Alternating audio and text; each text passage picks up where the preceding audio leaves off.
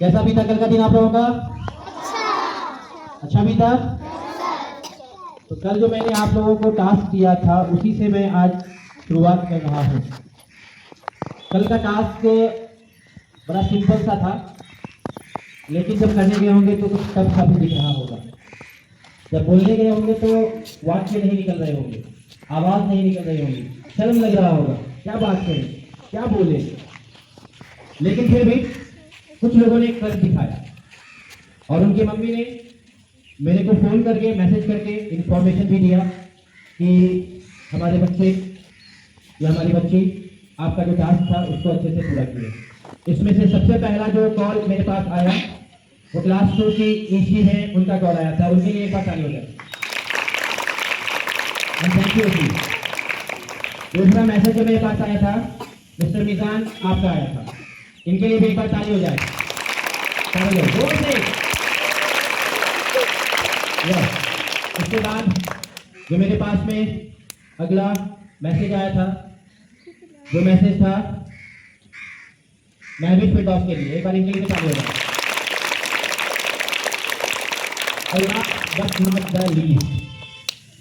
आखिरी में मेरे को मैसेज की जरूरत नहीं थी, मैंने खुद अपने कानों से अपनी आंखों से देखा और मुझे बहुत अच्छा लगा कि मेरी अपनी खुद की भांजी, मेरी बेटी अफीफा नूर और मेरा बेटा हुजैफा, कहाँ गए आप दोनों ने बहुत ही अच्छे अंदाज में कहानी सुनाई अपनी अम्मी को, बहुत ही अच्छे अंदाज में। एक बार इनके लिए ताली हो जाए। और मैं रिक्वेस्ट करूंगा अफीफा आपसे कि आए आप सामने और एक बार सारे लोगों को वो कहानी सुनाएं। Miss Afifa please come forward.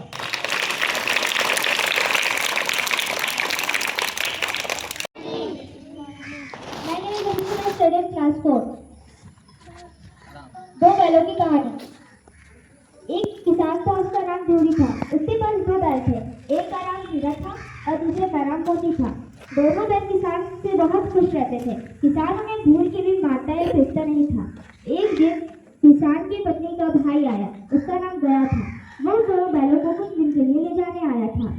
जब वो उन दोनों बैलों को ले जा रहा था तो दोनों बैलों को आश्चर्य लगा कि वो कहाँ, क्यों और कहाँ जा रहे हैं। तो फिर जो दोनों बैलों थे उन्होंने गया को बहुत परेशान किया रास्ते में। फिर गया को बहुत गुस्सा आने लगा। उसने उन दोनों को बहुत मारा पीटा।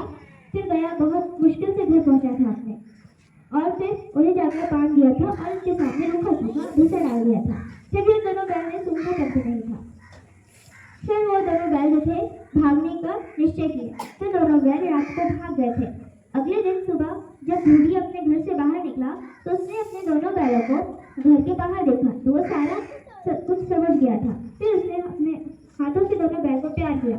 उसके बाद फिर अंदर से धूरी की पत्नी आती है और बहुत गुस्से में रहती है और उन दोनों बैलों के साथ सामने रूखा सूखा भूसा डाल देती है। फिर भी वो दोनों बैल बहुत खुश थे।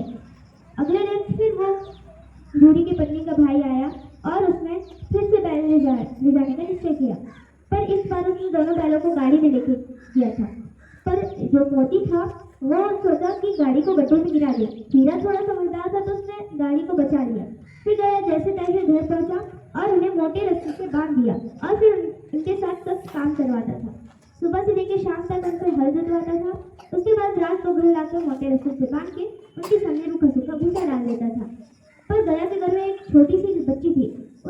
फिर उन दोनों को जो बैल थे उस लड़की को उसमें दया आ गया तो वो रात को चुपके से उन्हें रोटियां खिला देती थी। दोनों बैल उस लड़की के साथ बहुत खुश थे।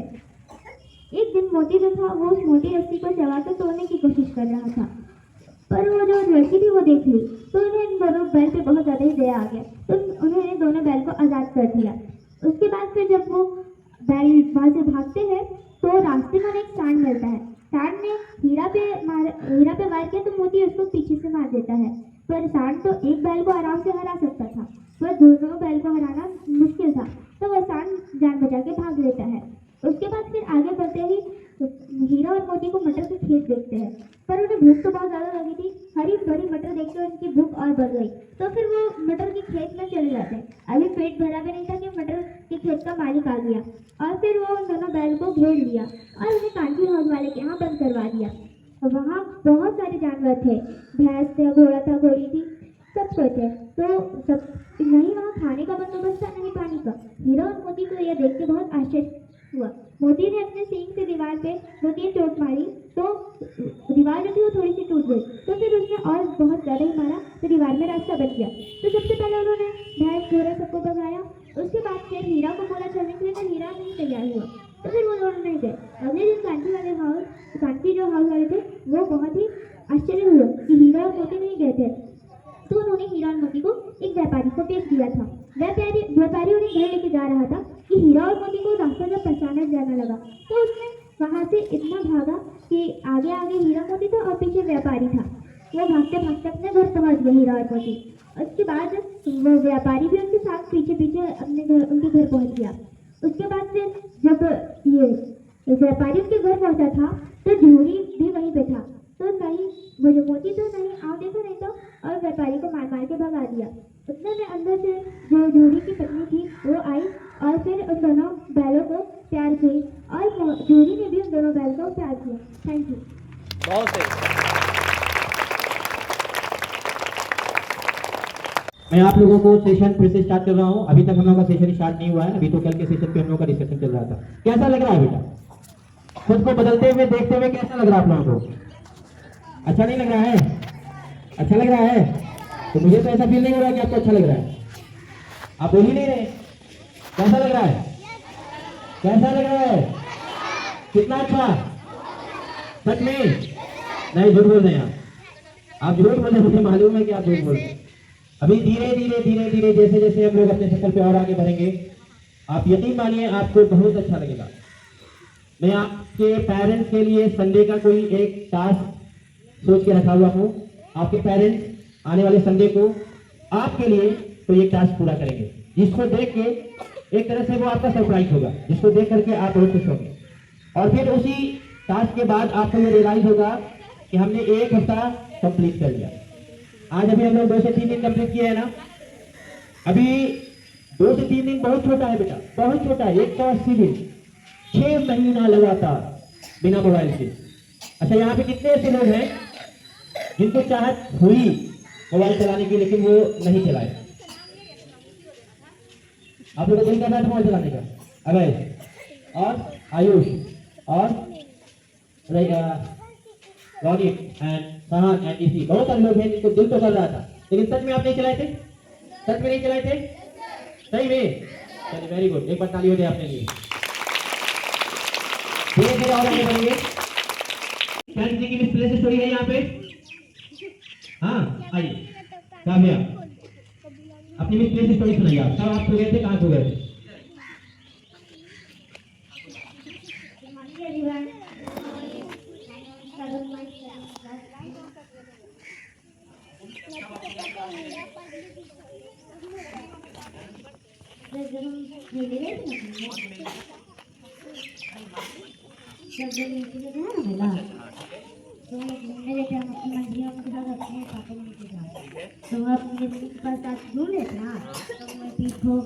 फिर आपको खोजा किसने?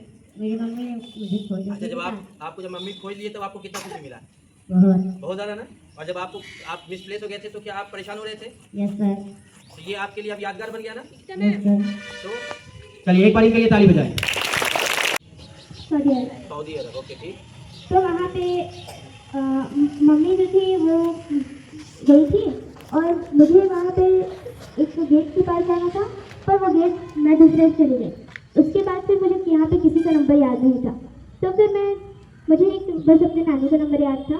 तो एक लखनऊ के अंकल थे जो मुझे देखे तो उन्होंने पूछा कि किसी का नंबर याद है? तो मैंने कहा हाँ। तो उन्होंने कॉल लगाया तो यहाँ कम से कम 11 साढ़े 11 बज रहा होगा। तो मैंने रात का। तो फिर मेरे नानू ने कॉल उठाया और फिर नानू ने मेरे अंकल को कॉल लगाया, अंकल ने मेरे पापा को, फिर पापा ने मेरी मम्मी को। उसके बाद फिर अंकल जो थे वो मेरे वो मुझे ढूंढने आए और फिर वो लखनऊ वाले अंकल भी मुझे लेके वहाँ पे गए। उसके बाद फिर मैं अपनी मम्मी के पास मिल गई। Thank you. स्टोरी समझ में आया? ये विदेश में खो गई थी, अपने देश में विदेश में खो गए थे। इस स्टोरी से एक चीज मैं आपको सीख दूंगा। आप सब में से एक चीज मुझे बताइए, अगर इनको अपने नानू का नंबर याद नहीं होता तो कितना मुश्किल होता? आया ना?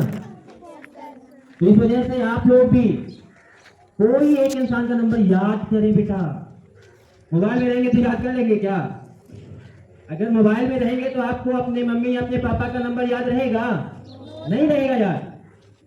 इसलिए आप कोई एक मोबाइल नंबर याद जरूर करें, ताकि अगर आप खो जाएं तो आपको खोजने के लिए उन्हें फोन जरूर कर पाए हम।